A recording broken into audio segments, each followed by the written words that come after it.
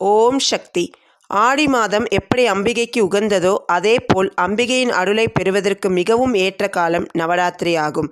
ஆடி மாதத்தில் குங்கும அர்ச்சனை, விளக்கு பூஜை, மாவிளக்கு வழிபாடு, வரலட்சுமி விரதம் ஆகியவற்றை செய்ய தவறியிருந்தால் நவராத்திரி காலத்தில் இந்த வழிபாடுகளை செய்து அம்பிகையின் அருளை பெற முடியும்.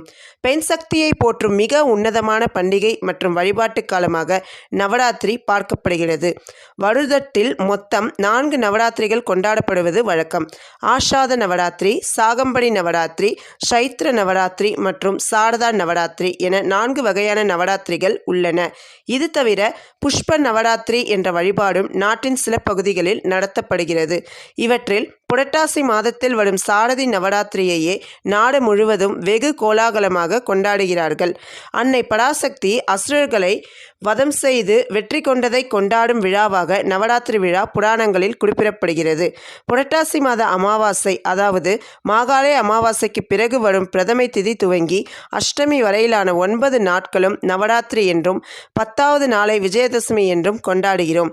நவராத்திரியின் முதல் 3 நாட்கள் துர்கா தேவியையும், அடுத்த 3 நாட்கள் லக்ஷ்மி தேவியையும், கடைசி 3 நாட்கள் சரஸ்வதியையும் வழிபடுகிறோம். நவராத்திரியின் 9 நாட்களும் அம்பிகையின் 9 விதமான சக்திகள் போற்றி துதிக்கப்படுகின்றன. இந்த ஆண்டு செப்டம்பர் 22ஆம் தேதி திங்கட்கிழமை நவராத்திரி துவங்குகிறது.